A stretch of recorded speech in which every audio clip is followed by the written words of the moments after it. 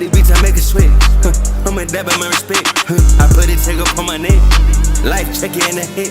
I signed for a couple million. You only touch 100,000. Cool, ladies and gents.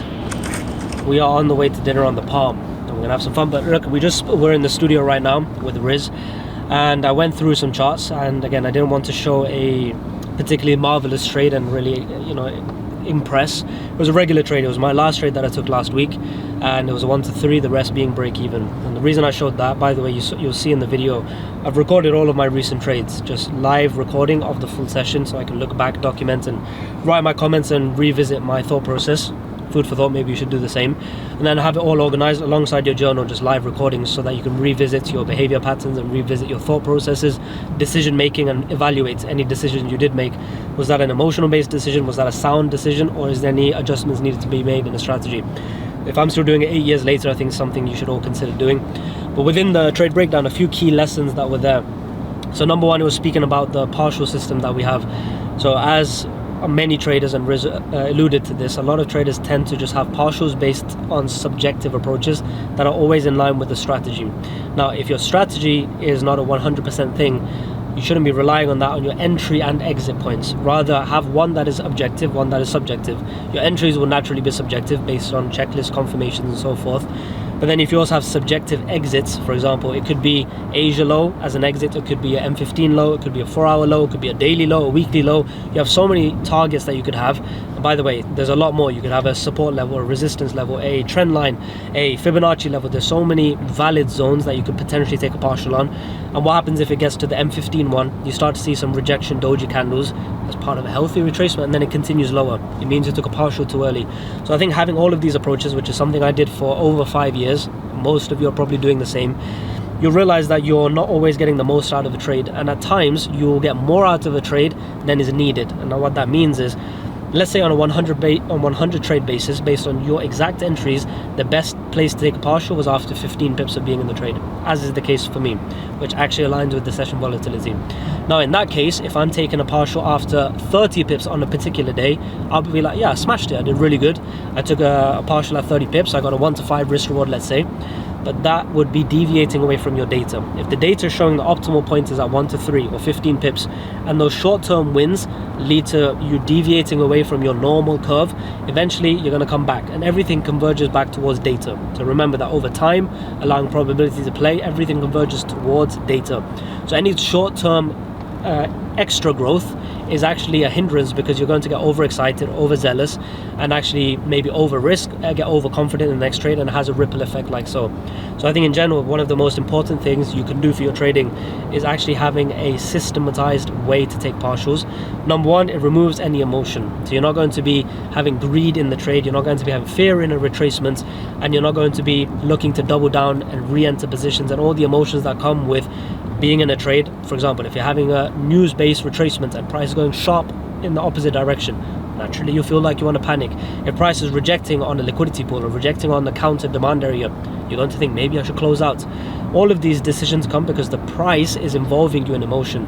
When you are in a zone and if you're in a sell position and price is starting to come high really aggressively, naturally you'll feel like, okay, price is reversing, this is the end of it, and you'll take a trade exit, not even at the demand area, just based on the reaction. So you could have had 20 pips, you took the trade out at 10 pips because it retraced. That's a FOMO based decision. So I think removing emotions in profit taking is sound. Second of all, because there are so many potential levels you can take a profit on, how can you pick? You're going to pick based on your emotions and based on what you see on the day. Again, that's going to be variance based on subjectivity, and that's always going to deviate away from data.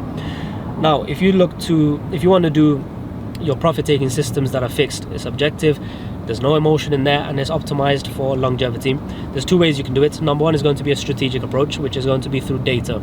You will take a 100 to 500 trade sample size based on your real entries and see, okay, I took a profit here and here, but looking back, where would it be in the best trade? And you got to think, it's not about maximizing what was on the table. So for example, a certain trade might have had a 1 to 6 before break even.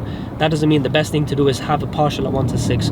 Is to say over 100 trades, some of them go to 1 to 6, some of them go to 1 to 2, but most of them go to 1 to 3. So factor that in. So sample size selection. Another thing you can do, which coincidentally for me is what's working best, is having a partial based around your average session volatility and average daily volatility. Now, it's not going to be the exact number, because let's say GU on average on a London session moves 20 pips.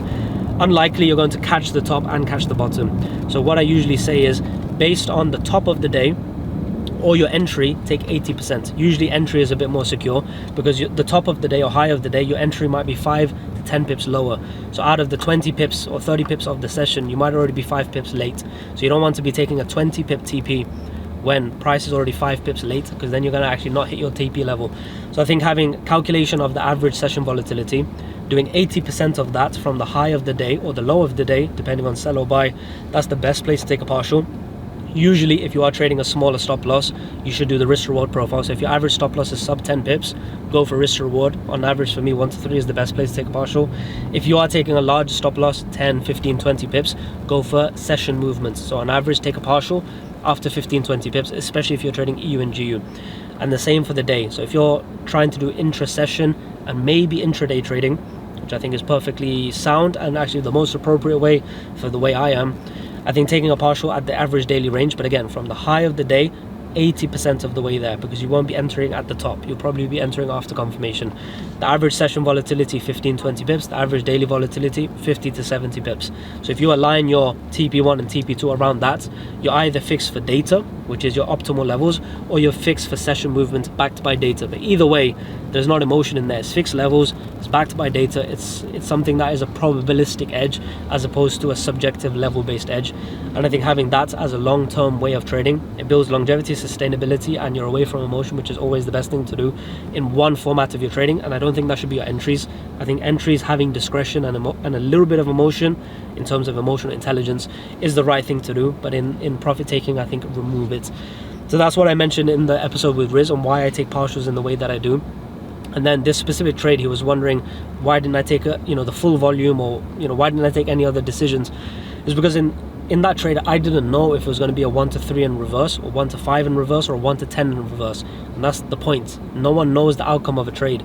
You just enter and you follow your plan, and you allow inefficiencies in the short term to allow maximization in the long term. And that's the whole point. On a 1-2 trade basis, we could say, okay, you could have taken a profit at 1 to 6 here, but you took it at 1 to 3, so you left a few R on the table. Yes, I did. But over 100 trades, I also gain a lot of R by taking profits on these levels in other scenarios where I would want to take profit earlier, but I leave it for the 1 to 3. So my emotions sometimes will serve me and sometimes not serve me, so rather have something fixed. So I want you to go ahead and actually study it for yourself and find what's appropriate for you, whether it's fixed TP levels, 1 to 3, 1 to 10, or session-based and average daily range based. Those are going to be the best way to take your partials. And then in terms of pillars of the trade, again, I mentioned that market structure was bullish, and even London session was bullish, yet I sold for the day. The reason I sold for the day is because I entered a valid supply zone in a time window, had an inducement and lower time frame confirmation. So even though I'm against the trend of the week, of the day, of the session, at least I had a reaction point. And if you get confirmation to get 15-20 pips and you can take a partial, it's still worthwhile, as long as you can enter in a confirmed way, enter with confirmation of inducement and time, and have a fast break-even protocol, because you're not trying to get a whole swing trade. You're just trying to catch 15-20 pips, and in that way you can actually trade quite aggressively, and in fact quite often, and that's where it unlocks real trading, because you're not only focusing on A+ prime setups that are every time frame aligned and everything perfect, because how often does that happen?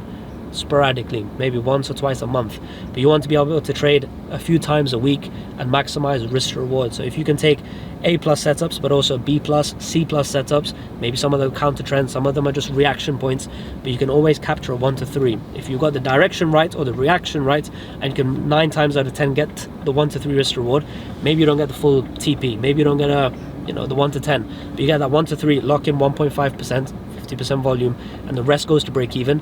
If you do that 5 times in a week, you're up 5, 6%, 7%, and that's happened to me in the public signals. It's happened to me plenty of times where I've been wrong all week.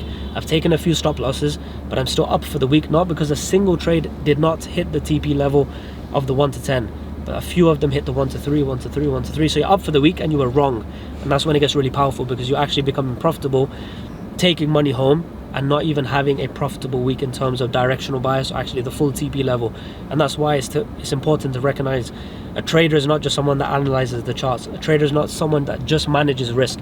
You analyze the charts, you build an edge, you manage risk, and you manage profit taking systems. That last piece of the puzzle It's something I don't really see traders speak about. So in the case studies that I've shown on my YouTube channel, that I just showed on Riz's video too, that's something that I went into depth, and it's exactly this point. So go ahead and test it out, because it's these secret gems that I want to deliver to you guys that you don't really see online, but they make a world of difference. And I'm speaking from experience of going through it and actually noticing my own profitability vastly increase by implementing these small changes.